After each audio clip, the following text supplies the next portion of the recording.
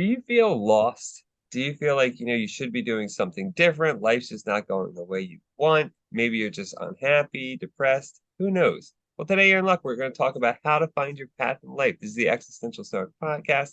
I'm Danny here, my buddy Randy. What's up, Randy? Yo, Danny. Have you ever felt lost in life?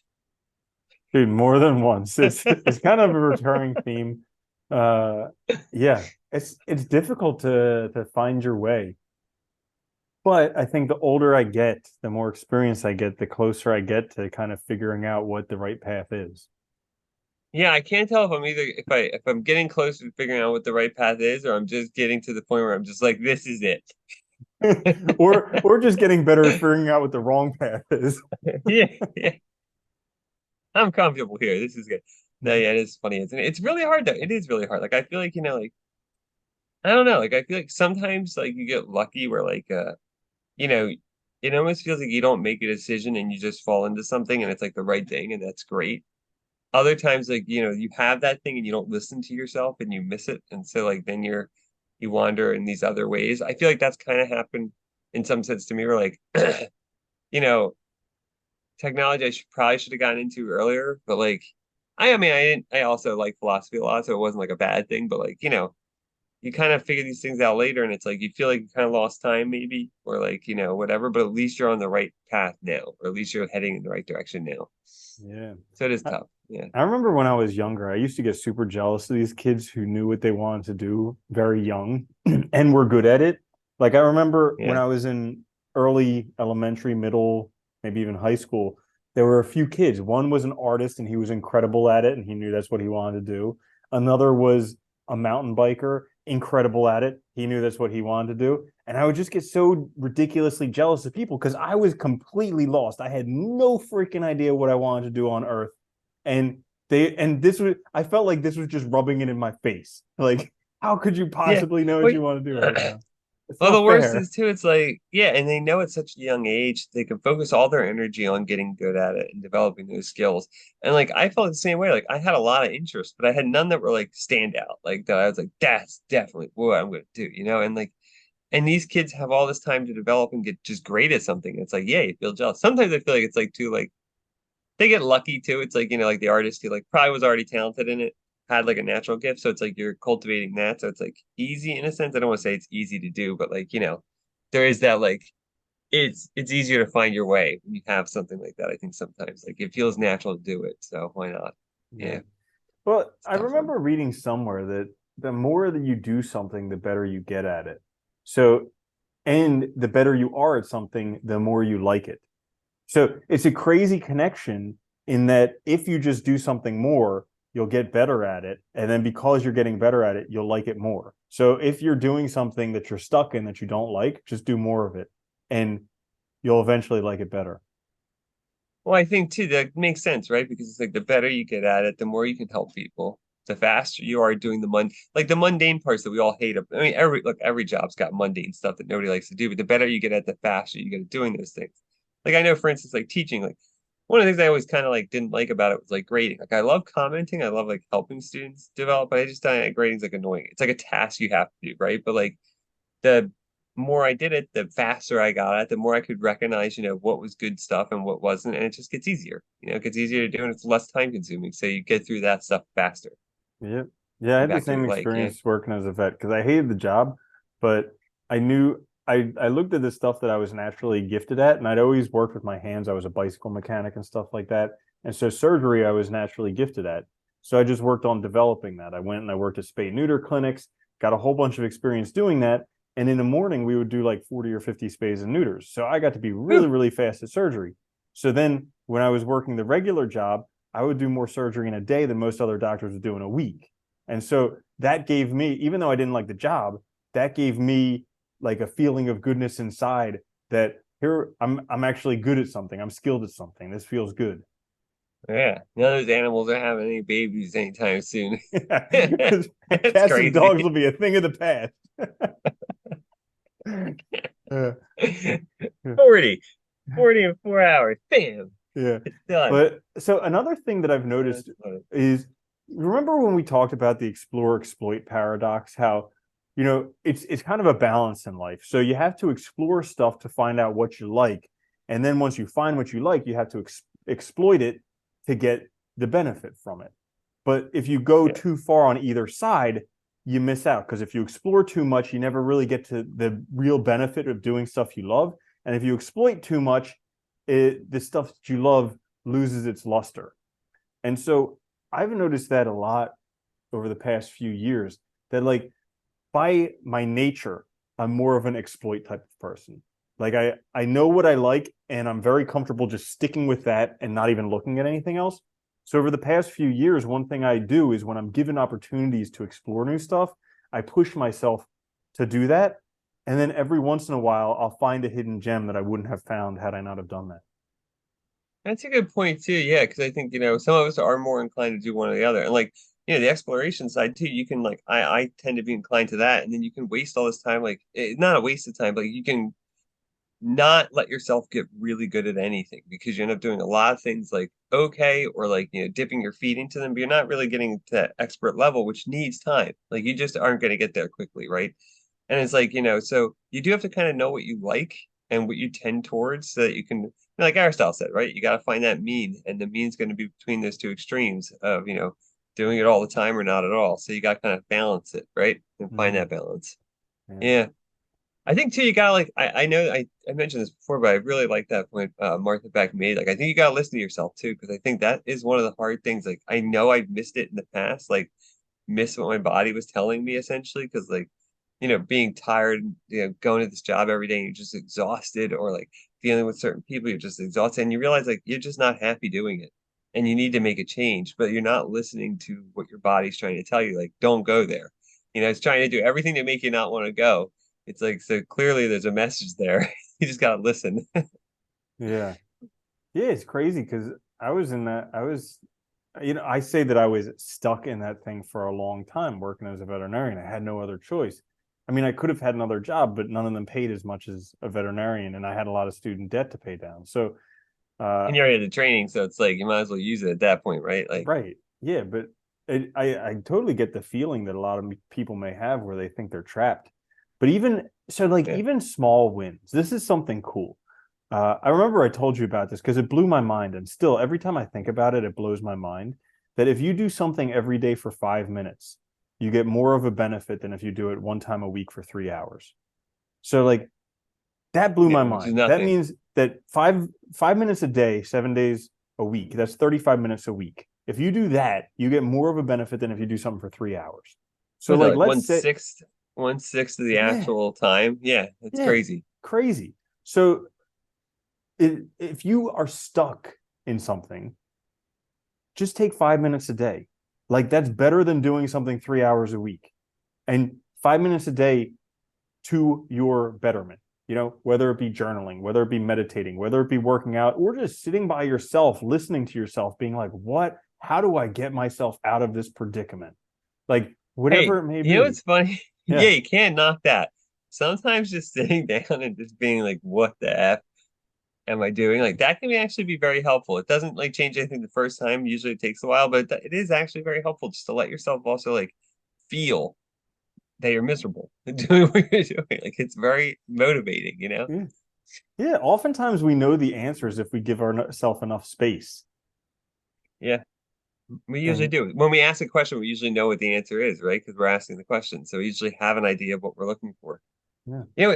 That 5 minute thing too is funny because it's like everybody has 5 minutes. And the truth is like once I mean, I noticed this at least personally, like once you do find something like is right for you, like even if you can't spend all your time on it, once you start making the change in your life towards it, like maybe it's an hour a night, 20 minutes a night or something, you just feel better and things start to progress faster. Like it's amazing how fast things will start to go the right way once you are on the right path. And like it's Mhm. kind of crazy. Yeah. Yeah, absolutely. Um, and another thing that's been helpful for me is just writing it down. Like Yeah. I forget which book, but it was talking about this book called Expressive Writing, where I forget it again. Anyways, basically how just writing down your thoughts. So they took a look at some people, and a bunch of people were laid off of their job late in their life, in their 50s, 60s, whatever. And so they took this whole group of people and they took half of them and they said, you guys just for however long every day, so many minutes, write about your problems. And then the other people, they said, you guys just write about whatever you want. And it turns out that the guys who wrote about their problems, they were 50% more likely to be employed about a year later. That's impressive. Yeah. It's a good number. Yeah. Yeah. So like in crazy, and they talked about how it makes sense because when you write your problems down, it's almost like working with a counselor. Like you work through your Yeah. problems, you get through all the baggage. Whereas the other people who are just writing whatever, they're still carrying all that baggage. They're not thinking it through. They're not processing it. And so that's Well, something they're that still I do. ignoring it. They can still deny it, right? You can still just kind of push it away too without really like paying attention to it. Yeah. Yeah. And so that's something that I've been doing that's really helpful is just, I write a lot of my problems down and I try and work through them and I ask myself questions about them because they're occupying my mind and I clearly don't want them there. So why not just work them out on paper? What's crazy is too when you write them down, it does get them out of your head. And it's funny. Like I always think too personally, like whenever I write, whether it's goals or like problems, as soon as I put it down on paper, my brain sees it now as an actual problem in the world, and I start working out how to solve it. It's so funny. Like if I don't write it down, it's like it just keeps coming up. But as soon as I write it down, it's like now I'm in like solution mode, and it's weird, but it's every time it happens that way. Like it's bizarre. But like now I'm looking at the problem not as this like vague thing that's bothering me, but now it's like an actual concrete thing that I can resolve, right? And so you resolve it. It's like amazing. Dude, funny story. So I have this to get done list, which is like basically a to-do list. And I was putting off looking at it for probably You like a don't few say. weeks. Yeah. I was putting off looking at it because it was a bunch of stuff I didn't want to do, basically. Yeah. And so it got to a point where I forgot about it. I forgot that I had one. And then I looked at it again, I think yesterday, and literally today everything's done. Like Yeah. everything I've been putting off for a month, I got done in a day. It's done. You know, it's great though. Once you write it down too, at least it's there. And half the time the stuff just gets done on its own once you write it down. It's weird. Like Mm-hmm. it is weird. It's like you focus on it and maybe that's it. It's like you're bringing attention to it too, so that it's actually like something you're focusing on. But I agree with you. Yeah, writing down is a great way to figure it out. It's a great way to figure out like what you want in life. It's a great way to get stupid things out of the way that you need to get done. It's also a great way to motivate yourself to do the hard things now. Because I think that's the other thing. Like, you know, I know like look, when I wasn't on the right path or like when you feel like you're lost, doing the things that'll actually improve your situation and get you on that path seem difficult. Mm. And there's a lot of fear associated with it. We tend to imagine like, we're afraid of like success or failure, whatever it, whichever one or both. And it gets really hard, so we tend to like just ignore it. Whereas when you write it down, now it's like there, get done, get started on it, and Well, like you can get working towards the right, that's a good one. choosing the So hard things. how does someone deal with that fear? Because that's huge. That'll stop you in your tracks for decades, if not for Yeah, your whole life. yeah, right, feeling not good enough, imposter syndrome. I mean, being afraid of like social, pressures, like what people are going to think. There's so many things, like leaving, for instance, like in your situation, leaving a ostensibly good job, people think you're crazy, right? And then nobody understands, but you got to do it because it's Still right for do. you, so it's hard. Yeah, Still do. Yeah, or like or still not over it. how about like you have this see like you have this dream and out there it's like, oh, it's this dream I can one day do. But then the fear that, well, what if I try it and then I don't like it or I'm no good at it? Or Yeah, like that's like for me, that's one of those fears that comes up where it's like, at least out there it's safe. Like it'll still be a dream. It'll be perfect in the imagination. Like, what if I actually try it and then I don't like it? Oh man. yeah, and then what? Because then you're stuck too. Now you got to find something else. Mm-hmm. Yeah, it's tough. I think in that situation, like for me at least, I always think like as I got older, I realized it's like it's always better to try it and know than to not do something. Like I always choose having concrete evidential experience over not, because at least that way I know I don't have the regret of not doing it. Because if you leave it out there as some like potential thing that you never do, you're gonna end up regretting it, and you're gonna end up being miserable because of that. Or it's gonna be one of those things where you always think, even when you're doing something you might like, well, what if, right? And it's like better get it. If that's the case, get it out of the way. Like good rule of thumb is if something keeps coming up, try it. Just try it. And Mm-hmm. push yourself through the fear because it's going to be scary, but you got to do it. Yeah, yeah. I mean, they say that you regret the things you didn't do, not the things you did, more often. Yeah. Yeah. And I always try and look back on my deathbed. This is my go-to whenever I'm having a difficult time making a decision. I imagine myself old and dying and looking back at myself now and being like, well, what would that person advise me to do? That's a good way to think of it, right? Like, yeah, you should have done that, right? Or you shouldn't, don't worry about that or whatever. It's a good way to Hmm. think and kind of visualize the situation to hopefully get some insight into it. Hmm. Yeah. I think in terms of dealing with the fear too, I think for me too, sitting with it can be helpful sometimes. So like, just continuously making yourself face it until it becomes less scary. Like, what's that thing called where you visualize the same thing over and over again, Oh even yeah, the though forward thinking or whatever. Yeah. negative visualization, something like that. I forget what Oh it's yeah. called. But yeah, yeah, something like that. It's like, you imagine like something bad happens, you just imagine the same thing 1,000 times, and on the 1,000th time, you're not going to care, right? Hmm. So, like, if you're afraid of doing something, like, sit down with it for like 10 minutes a day at night and like really think about it. Like, what would I need to do? How would I do it? And just do that every night until it becomes less scary. And eventually it will. Like, you keep planning, it gives you 10 minutes a day to keep planning, thinking about it. How would I approach this? What would I need to do? What kind of school skills would I need to develop? What do I have to, whatever. And eventually you'll have a nice list of how to approach this, the right way to do it, and you won't be as scared of it. Yeah, It's a that's lot of that. true. I remember, I think it was one of Tim Ferriss's books. He talks about worst case scenario planning. So, like, we're very good at imagining a negative scenario, not so great at imagining a positive scenario. Yeah. Oftentimes, the positive is more likely to happen, negative is less likely to happen. But he advised, he's like, go ahead and write out your worst case scenario. And I remember I did this when I was deeply in debt and just like, I felt like there was no way out, period. And I was like, worst case scenario, what happens? I lose my job. I'm living on the street. I contract diseases that I'm going to die. I go to prison. I'm just like super sick. Everybody hates me, all this stuff. And then, like, once I had the worst case scenario, then it's like, well, how would you deal with that? And I was like, well, I'd probably go find a library because if I was in prison, they'd probably have a library. If I was living on the street, they'd have a library. I could go there. And Yeah. and so it ended up like, how would I deal with it? I'd go to spend my day at a library, which is like, I would love to do that. And then, Yeah. I'd get a job at a restaurant, or I'd try to at least, even washing dishes or whatever, because I have experience washing dishes. That was my first job. And then, when you work at a restaurant, generally you get to eat for free. So that covers food and also money. So I was just like, well, here's a whole bunch of stuff. So worst case scenario, if the worst case scenario happens, my life would be pretty good because washing dishes was a badass job. I love that. Yeah. And so, yeah, Well, that's the it's truth, right? crazy. It's showing yourself you can get through it, right? And that it's not that bad. And like, I think we forget too all the time. We've talked about this, like, like we have all these skills. So it's not like you're starting with nothing either. You have all this stuff you were good at, you might have been able to do. So it's like, it makes it different. You're not like going into it with nothing.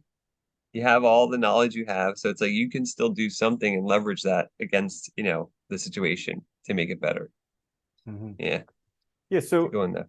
a lot of people, because I know I've been in this spot many times in life where it's just like, well, I don't know what I want to do. And I just, I try, I've tried three things and it's just, I don't know what I want. So it's like, how do you know what you're not supposed to do? And how do you know what you are supposed to do? Yeah, yeah, it's tough. I mean,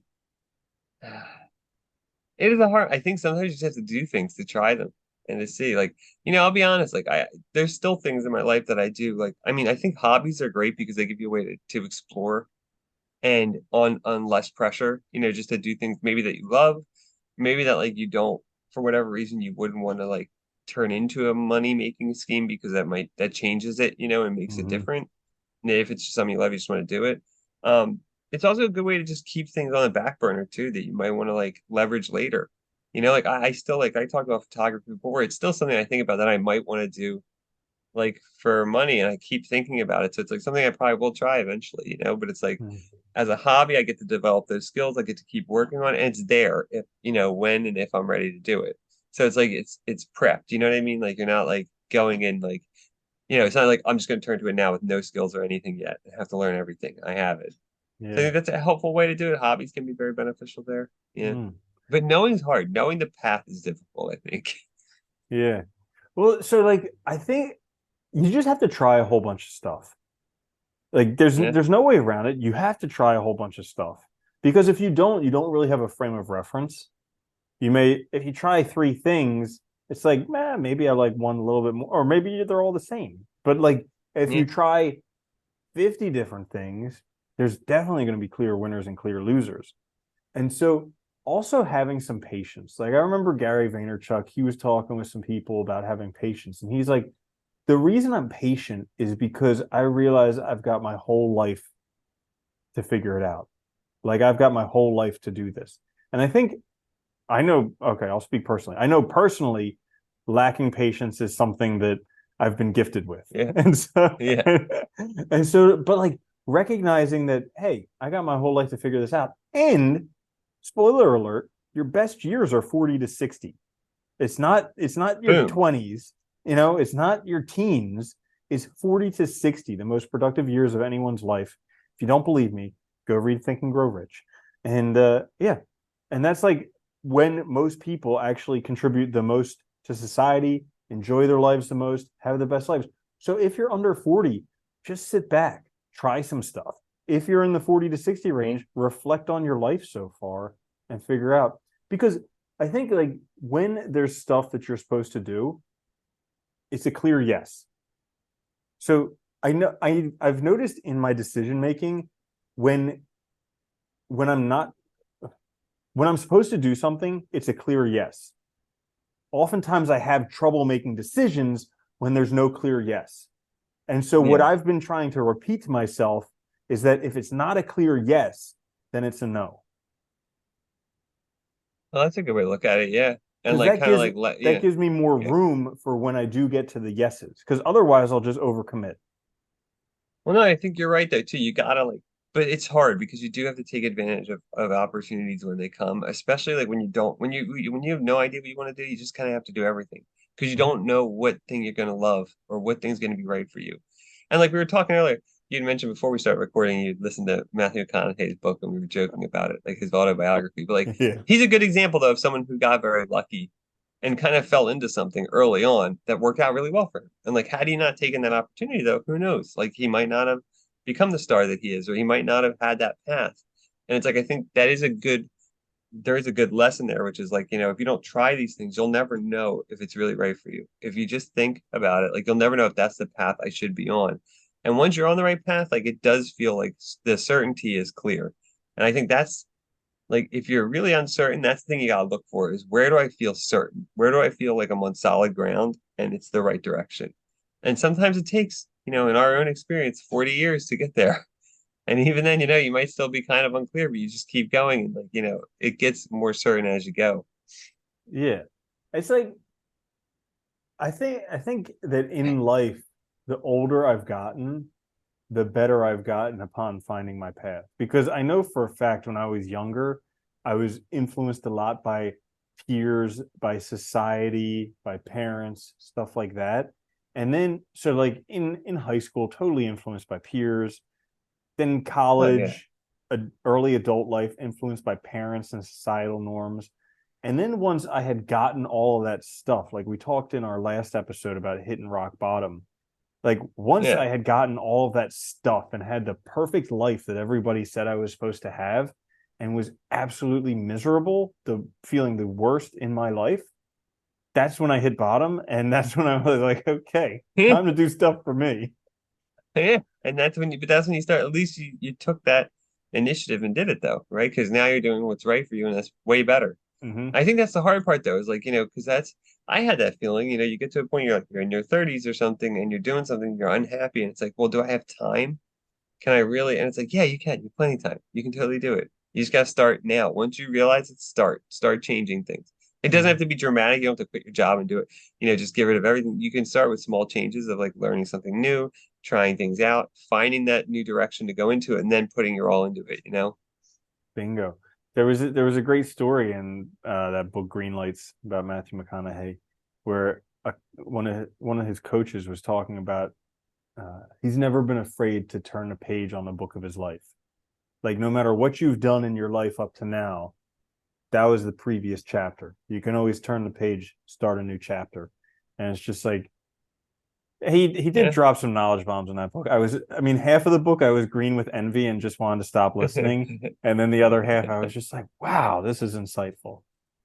Yeah, but that's true, right? I mean, that's the thing I think we forget. We can always change. Like we make ourselves feel more trapped than we really are. We make our situation out to be way worse than it really is. And I think 90% of the time is because we're not really listening to ourselves. We're not paying attention to what we're trying to tell ourselves, like our physicality, our emotional state. It's all telling us something. And if we listen, it can give us some really good insights into where to go. That's it. I mean, that's a good point. We should talk about that a little bit because you mentioned the Martha Beck book, Listening to Yourself. And Yeah. I think it is important to like take some time where you just stop because Yeah. like the times when I'm going the wrong way, and oftentimes I'm going the wrong way really fast, I'm like Yeah. all constricted in my body. I feel terrible. And then when I'm going the right way, I feel light as air. Yeah, yeah. But it's like, so you know what happens, I think, and I think you're right that you have to take time out because our go-to is not to be self-aware and to reflect on how we're feeling and to think about like what that might say about our situation or what we're doing. Our go-to is to distract ourselves and to ignore it. It totally is. Everybody is. I see it all the time. Like, people that are unhappy, and it's like, then they're immediately on their phone because, they'll admit that they're unhappy, but then they're immediately distracting themselves from thinking about it. And it's like, if you do that, you're going to let time's going to go by and you're going to miss it. If you give yourself a chance to listen, you might catch it and hear these messages and then make changes. But you have to actually, force yourself to do it. I think a good way is like journaling is great. Self-reflection at night, meditating for like 10 minutes, just something small that can help you give you a chance to be self-aware and think and ask yourself honest questions like, why do I feel bad when I go to work? Why am I unhappy doing this? Is it the job? Is it the people? Is it something else entirely? Is it just the career I don't like? There's so many things that could be the case that you have to kind of really ask a lot of questions to get to the bottom of it. Hmm. Yeah. I I was reminded of two things when you were saying that. So one was this interview that Wim Hof did with Tim Ferriss. And the end of the interview, Tim asked him, he's like, you have anything else to say to anybody just to like, sum it all up? And he said, have faith. And that was just like not in a religious sense, like, like, but just have faith in the future, in your path. Like everything that you've done up until this point is to get you to where you're supposed to be. So like have faith in that. And that reminded me of Marcus Aurelius, where he's like, let go of the past, have faith in the future, love what is, and act right. And it's kind of a constant reminder that like, because I mean, we've both had pasts that were, speckled with whatever. And but Yeah, but the stuff. cool thing, yeah, the cool thing is, and like I get these waves of gratitude nowadays that like I see that like all the crap I had to go through got me to here, and this is so freaking awesome that like as bad as that was, it was worth it. That's the crazy part too, though, is like, we constantly reinterpret and retell our story to ourselves. So even when you're going through like a bad time, like it can build character and it can become an essential block of who you are that ends up being really beneficial later. Like, yeah, you got through, like, even if like, yeah, you might have hated your job for 10 years, but you got through it. So now like, okay, now I gotta learn a new skill, but it's something I want to do. That's not gonna be that hard because I already, you know, white knuckled it through this thing for 10 years that I hated. So doing Yeah, something I right. like is not going to be that difficult, and it's really not. Like, it's amazing. But I think you gotta give yourself, in order to find your right path, I think you gotta open up doors for yourself by like exploring, by learning new skills, by learning things, and by being open to things. You gotta be open to say yes. And you gotta Mhm. take advantage of those things that happen, take advantage of those opportunities when they come. Dude, and I gotta say, like, you gotta try doing the thing that you don't believe you can do. Because Yeah. right now, I'm doing the one thing that I thought was like, I knew I could do a lot of stuff, but I thought that this was like outside the scope of what was possible for me. I was just like, I'm just not born that way. And doing it Isn't is that the funny when you think that though? dude, Like, doing it is the coolest thing ever because like every day I'm just like, whoa, this is possible now. This is insane. It went from like it's not possible to its possible. And it just blows my mind every single day to be able to do it. Yeah, it's amazing, right? It's like I feel the same way. It's like crazy. Like I never thought I'd be able to. And it's like you start doing it, like, oh, I can totally do this. Like it's crazy. It opens all these doors. Like it's not it's the mind because you have this impression of stuff that like makes it seem like, oh, the people have to be a certain way, this gifted, this intelligent. And like the reality is not the case, right? And that's more often than I would say that's true. That's the reality of the situation. Is like we make things out to be way harder than they are and all. But once you do it, you realize you can. And it's like it is. It's like it's a great feeling that like, you're doing something that you've always wanted to do and you can actually do it. It feels great doing that. Yeah, most of the people who create all of things that you worship are no more talented than you are. Like No. that's the crazy stuff. Yeah. Some Yeah. cases less. Yeah, It just did something. totally. Yeah. Totally. Yeah. It's nuts. It Mhm. really is crazy. So yeah. Anything else you want to add to that, I think? Yeah, have faith. Have faith. That's a good one. I like that. Well, in there. Yeah. How to find your right path. It's difficult, but you can do it. So there you have it. How to find your path in life. The Existential Stoic podcast. Check us out later this week for a quick fix. Watch us on YouTube or listen wherever you get your podcast. Please like, share, subscribe. It helps us out. And we will be back later. Until then, though, later, Andy. Later, Danny.